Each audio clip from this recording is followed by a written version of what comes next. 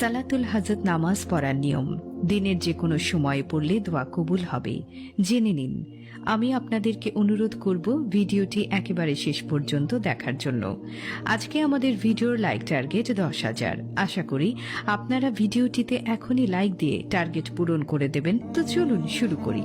আজকের ভিডিওতে আমরা আলোচনা করব সালাতুল হাজত অর্থাৎ ইচ্ছা পূরণের নামাজ। এই নামাজটি দিনের যে কোনো সময় পড়া সবথেকে বেশি উত্তম। সেই সম্পর্কে আজকের ভিডিওতে বিস্তারিত আলোচনা করব ইনশাআল্লাহ। এই প্রশ্নটি অনেকে করেছেন, অনেকে জানতে চেয়েছেন দিনের কোন সময় সালাতুল হাজত পড়া যাবে।